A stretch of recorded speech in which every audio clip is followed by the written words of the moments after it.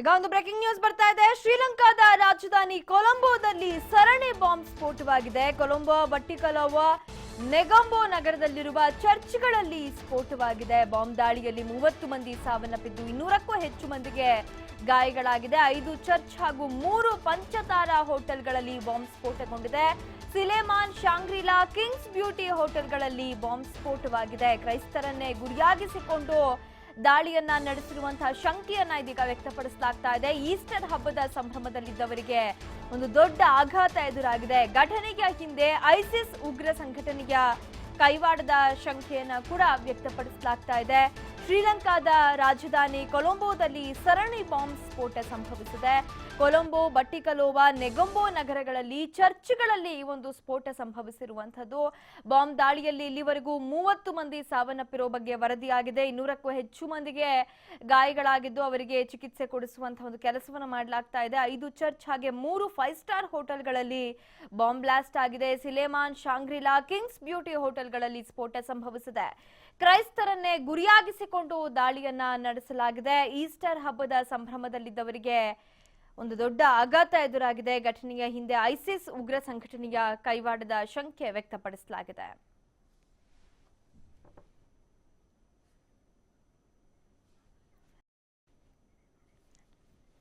ಈ ಬಗ್ಗೆ ಮತ್ತಷ್ಟು ಮಾಹಿತಿಯನ್ನ ನೀಡ್ತಾರೆ ನಮ್ಮ ಪ್ರತಿನಿಧಿ ವಿನಯ್, ಎಲ್ಲೆಲ್ಲಿ ಪ್ರಮುಖವಾಗಿ ಒಂದು ಸ್ಫೋಟ ಸಂಭವಿಸಿದೆ, ಎಷ್ಟು ಸಾವು ನೋವಿನ ವರದಿಯಾಗಿದೆ, ಏನಿದೆ ಡೀಟೇಲ್ಸ್ ವಿನಯ್? ಹೌದು ಲಿಖಿತ, ಏನು ಶ್ರೀಲಂಕಾದ ರಾಜಧಾನಿ ಕೊಲಂಬೋದಲ್ಲಿ ಸರಣಿ ಬಾಂಬ್ ಸ್ಫೋಟ ನಡೆದಿದೆ.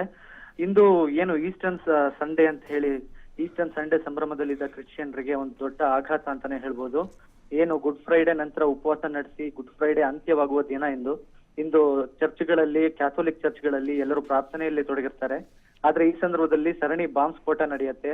ಕೊಲಂಬೋ, ಬಟ್ಟಿಕಲೋವಾ ಮತ್ತು ನೆಗೊಂಬೋ ನಗರದಲ್ಲಿರುವ ಚರ್ಚ್ಗಳಲ್ಲಿ ಸರಣಿ ಬಾಂಬ್ ಸ್ಫೋಟ ನಡೆಯುತ್ತೆ. ಒಟ್ಟು 5 ಚರ್ಚ್ಗಳು ಹಾಗೂ 3 ಹೋಟೆಲ್ಗಳಲ್ಲಿ ಏನು ಬಾಂಬ್ ಸ್ಫೋಟ ನಡೆಯುತ್ತೆ. ಇದರಲ್ಲಿ ಒಟ್ಟು 26 ಮಂದಿ ಸಾವನ್ನಪ್ಪಿರ್ತಾರೆ ಹಾಗೂ 160ರಿಂದ 200ಕ್ಕೂ ಹೆಚ್ಚು ಮಂದಿಗಳಿಗೆ ಗಾಯಗಳಾಗಿವೆ. ಸಿಲೆಮಾನ್ ಮತ್ತು ಶಾಂಗ್ರಿಲಾ ಹಾಗೂ ಕಿಂಗ್ಸ್ ಬ್ಯೂಟಿ ಎಂಬ 3 ಹೋಟೆಲ್ಗಳಲ್ಲಿ ಬಾಂಬ್ ದಾಳಿಯಾಗಿದೆ.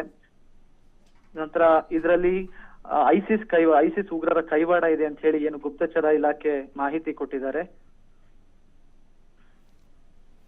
ಓಕೆ ವಿನಯ್, ಈಗಾಗಲೇ ಐಸಿಸ್ ಕೈವಾಡ ಇರಬಹುದು ಅನ್ನುವಂಥ ಒಂದು ಶಂಕೆಯನ್ನ ವ್ಯಕ್ತಪಡಿಸಲಾಗ್ತಾ ಇದೆ ಅನ್ನುವಂಥದ್ದು. ಆದ್ರೆ ದಾಳಿಯ ಮಾದರಿ ಆಗಿರಬಹುದು ಅಥವಾ ಎಲ್ಲೆಲ್ಲಿ ದಾಳಿ ನಡೆದಿದೆ ಅನ್ನುವಂತಹ ವಿಚಾರಕ್ಕೆ ಸಂಬಂಧಪಟ್ಟಂತೆ ಅಧಿಕೃತವಾದಂತ ಏನಾದ್ರೂ ಮಾಹಿತಿಯನ್ನ ಅಧಿಕಾರಿಗಳು ಏನಾದ್ರೂ ಹಂಚಿಕೊಡ್ತಾ ಇದ್ದಾರಾ ಅಥವಾ ಯಾವ್ದಾದ್ರೂ ಉಗ್ರ ಸಂಘಟನೆ ಇದರ ಹೊಣೆಯನ್ನ ಹೊತ್ಕೊಂಡಿದ್ಯಾ, ಹೇಗೆ?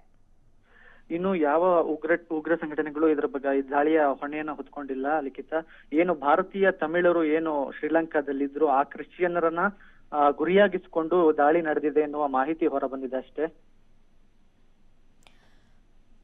ಓಕೆ ವಿನಯ್, ಭಾರತೀಯರನ್ನ ಗುರಿಯಾಗಿಸಿಕೊಂಡು ನಡೆದಿರುವಂತಹ ದಾಳಿ ಅನ್ನುವಂತಹ ಮಾಹಿತಿ ಏನು ಹೊರಬೀಳ್ತಾ ಇದೆ, ಇದಕ್ಕೆ ಸಂಬಂಧಪಟ್ಟಂತೆ ಭಾರತೀಯ ರಾಯಭಾರ ಕಚೇರಿಯಿಂದ ಏನಾದ್ರೂ ಅಧಿಕೃತವಾದಂತಹ ಮಾಹಿತಿ ಲಭ್ಯವಾಗ್ತಿದ್ಯಾ, ಹೇಗೆ? ಇನ್ನೂ ಇಲ್ಲ ಲಿಖಿತ, ಆ ಬಗ್ಗೆನೂ ಇನ್ನು ಯಾವ ಮಾಹಿತಿಯೂ ಲಭ್ಯವಾಗಿಲ್ಲ. ಓಕೆ, ಧನ್ಯವಾದ ವಿನಯ್ ಮಾಹಿತಿಗಾಗಿ. ಭಾರತೀಯರನ್ನೇ ಗುರಿಯಾಗಿಸಿಕೊಂಡು ನಡೆದಿರುವಂತಹ ದಾಳಿ ಅನ್ನುವಂಥ ಮಾಹಿತಿ ಸದ್ಯಕ್ಕೆ ಲಭ್ಯವಾಗ್ತಾ ಇದೆ. ಇದ್ರ ಬಗ್ಗೆ ಭಾರತೀಯ ರಾಯಭಾರ ಕಚೇರಿ ಇನ್ನೂ ಕೂಡ ಅಧಿಕೃತವಾದಂಥ ಮಾಹಿತಿಯನ್ನ ನೀಡಲಿಲ್ಲ. ಆದರೆ ಹೆಚ್ಚಾಗಿ ಭಾರತೀಯರು ಏನು ಶ್ರೀಲಂಕಾದಲ್ಲಿ ಭಾರತೀಯ ತಮಿಳರು ಹೆಚ್ಚಾಗಿ ನೆಲೆಸಿದ್ದಾರೆ, ಆ ಸ್ಥಳದಲ್ಲಿ ದಾಳಿಯನ್ನ ಮಾಡಲಾಗಿದೆ ಅನ್ನುವಂಥ ಒಂದು ಮಾಹಿತಿ ಸದ್ಯ ಲಭ್ಯವಾಗ್ತಾ ಇದೆ. ದುರಂತ ನಡೆದಂಥ ಸ್ಥಳವನ್ನ ನೀವು ನೋಡ್ತಾ ಇದ್ದೀರಿ. ಈಸ್ಟರ್ ಹಬ್ಬದ ಸಂಭ್ರಮದಲ್ಲಿದ್ರು ಪ್ರಮುಖವಾಗಿ ಅವರನ್ನೇ ಗುರಿಯಾಗಿಸಿಕೊಂಡು ನಡೆಸಿದಂತಹ ದಾಳಿ ಇದಾಗಿದೆ. 3 ಚರ್ಚ್ ಮತ್ತು 5 ಸ್ಟಾರ್ ಹೋಟೆಲ್ಗಳ ಮೇಲೆ ದಾಳಿಯನ್ನ ನಡೆಸಲಾಗಿದೆ.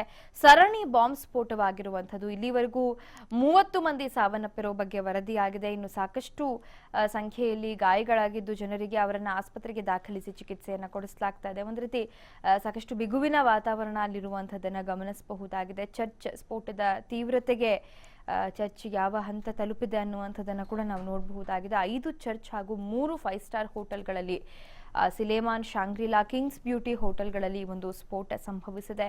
ಹೋಟೆಲ್ಗಳಲ್ಲಿ ಯಾರ್ಯಾರು ಉಳಿದುಕೊಂಡಿದ್ರು, ಯಾವ್ಯಾವ ಭಾಗದವರಿದ್ರು ಅನ್ನುವಂಥದ್ರ ಬಗ್ಗೆ ಇನ್ನೂ ಕೂಡ ಮಾಹಿತಿ ಲಭ್ಯವಾಗಬೇಕಾಗಿದೆ.